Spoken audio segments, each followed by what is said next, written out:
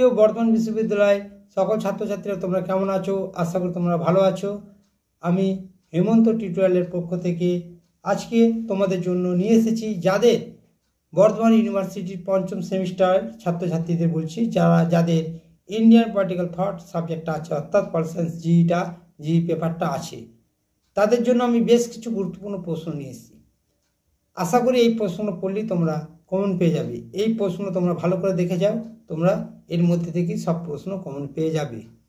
তো ভিডিওটা স্কিপ করে দেখবে না, কারণ আমি মুখে বলে দিচ্ছি, তোমরা খাতা বার করে প্রশ্নগুলো লিখে নাও, তাতে তোমাদের সুবিধা হবে। আর আমি এক একটা প্রশ্ন দুবার করে বলবো যাতে তোমাদের বুঝতে এবং শুনতে সুবিধা হয়। আর প্রশ্নগুলো পেয়ে যদি তোমরা মনে করো আমাদের উপকারে লেগেছে, কাজে লেগেছে, তাহলে অবশ্যই তোমরা বন্ধুদের মধ্যে বেশি বেশি করে শেয়ার করো। তো আমরা মূল প্রশ্নে চলে আসি। কি রেখেছি তোমাদের জন্য দেখো। প্রথম প্রশ্ন আমি তোমাদের জন্য রেখেছি মাত্র গুটি কয়েক প্রশ্ন, আগে থেকেই বলে দিচ্ছি মাত্র গুটি কয়েক প্রশ্ন, এগুলো অবশ্যই করে যাও। দেখো প্রথম প্রশ্ন আমি তোমার জন্য কি রেখেছি। আধুনিক রাষ্ট্রচিন্তাবিদ হিসাবে রাজা রামমোহন রায়ের অবদান আলোচনা করো। আধুনিক রাষ্ট্রচিন্তাবিদ হিসাবে রাজা রামমোহন রায়ের অবদান আলোচনা করো। 2 নম্বর প্রশ্ন আমি তোমাদের জন্য রেখেছি কৌটিল্যের সপ্তাঙ্গ তত্ত্বের উপর টিকা। কৌটিল্যের সপ্তাঙ্গ তত্ত্বের উপর টিকা লেখো। এই কোশ্চেনটা 2 নম্বর তোমাদের জন্য রেখেছি।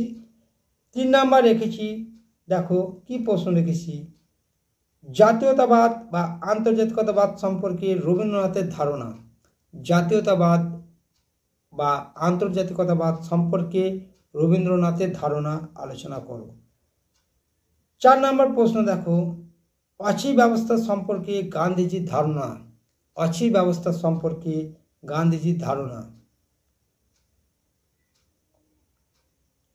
5 নম্বর প্রশ্ন রেখেছি, দেখো রবীন্দ্রনাথের জাতীয়তাবাদের বৈশিষ্ট্যগুলি আলোচনা করো।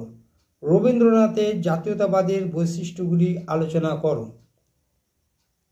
6 নম্বর প্রশ্ন তোমাদের জন্য রেখেছি সামাজিক ন্যায় বিচার সম্পর্কে আম্বেদকরের ধারণা। সামাজিক ন্যায় বিচার সম্পর্কে আম্বেদকরের ধারণা আলোচনা করো। 7 নম্বর প্রশ্ন দেখো জাতীয়তাবাদ সম্পর্কে রবীন্দ্রনাথের ধারণা। 7 নম্বর প্রশ্ন জাতীয়তাবাদ সম্পর্কে রবীন্দ্রনাথের ধারণা লেখো। 8 নম্বর প্রশ্ন রেখেছি, দেখো তোমাদের জন্য মধ্যযুগে মুসলিম রাষ্ট্রচিন্তার মূল বৈশিষ্ট্যগুলি আলোচনা করো। মধ্যযুগে মুসলিম রাষ্ট্রচিন্তার মূল বৈশিষ্ট্যগুলি আলোচনা করো। 9 নম্বর প্রশ্ন রেখেছি, দেখো পুনর্জীবনবাদ কি? বিবেকানন্দের জাতীয়তাবাদ কি পুনর্জীবনবাদ ছিল? আরেকবার বলছি, দেখো পুনর্জীবনবাদ কি? বিবেকানন্দের জাতীয়তাবাদ কি পুনর্জীবনবাদী ছিল? এটা 10-এর জন্য করে যাও, খুব ভালো কোশ্চেন।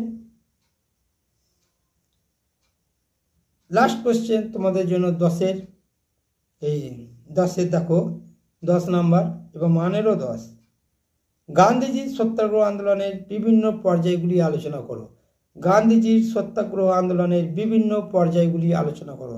এই মাত্র 10টি প্রশ্ন, এই 10টি প্রশ্ন তোমরা করে যাও, আশা করি এর মধ্যে সব কমন পেয়ে যাবে।